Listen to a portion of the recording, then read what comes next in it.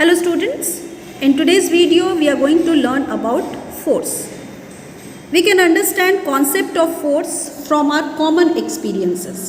For example, opening and closing of door, kicking a football, lifting a bucket and so on. In example से हम force के concept को समझते हैं. First, opening और closing of door.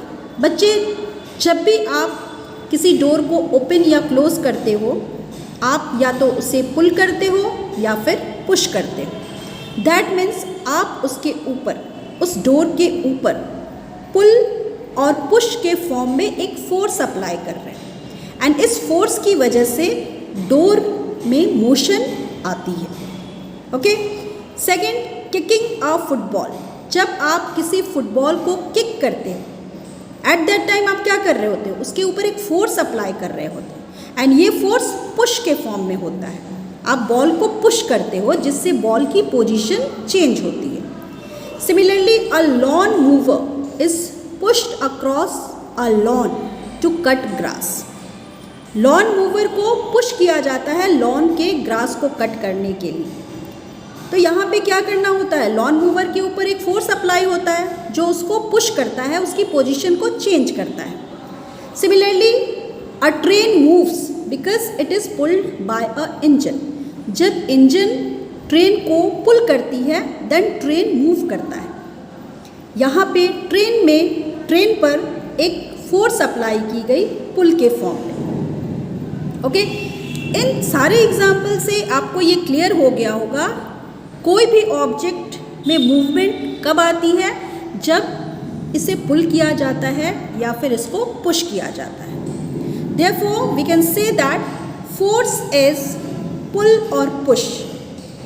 Force is pull और push and which changes or tends to change the state of rest or the uniform motion of an object.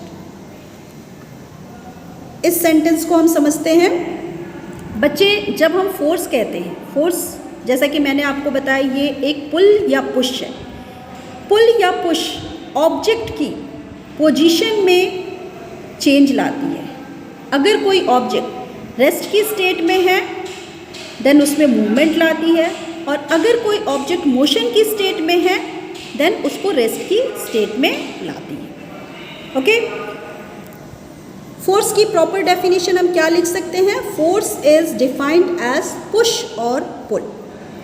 Force is defined as push और pull. Any pull और any push is called force. Okay. अब हम देखेंगे effect of force. इस topic का क्या meaning हुआ? जब किसी ऑब्जेक्ट पे पुल या पुश की जाती है, यानी जब उसके ऊपर फोर्स अप्लाई किया जाता है, देन उस ऑब्जेक्ट पे क्या इफेक्ट होता है, हम उसके बारे में पढ़ेंगे.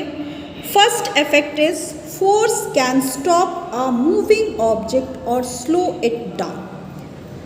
फोर्स मूविंग ऑब्जेक्ट को स्टॉप कर सकता है या फिर उसकी स्पीड को स्लो कर सकता है. बच्चे, जब हम फोर्स किसी मूविंग ऑब्जेक्ट पे ऑपोजिट डायरेक्शन में लगाते हैं, वो ऑब्जेक्ट रेस्ट की स्टेट में आ जाती है. फॉर एग्जांपल, अगर कोई पर्सन बाइसिकल राइड कर रहा है, साइकिल चला रहा है एंड हम उस बाइसिकल को पीछे से खींच रहे हैं, इससे क्या होगा? वो बाइसिकल क्या होगी? रेस्ट की स्टेट में आ जाएगी. सिमिलरली, जब हम किसी कार में ब्रेक अप्लाई करते हैं देन हमारी कार रेस्ट की स्टेट में आ जाती है. ओके.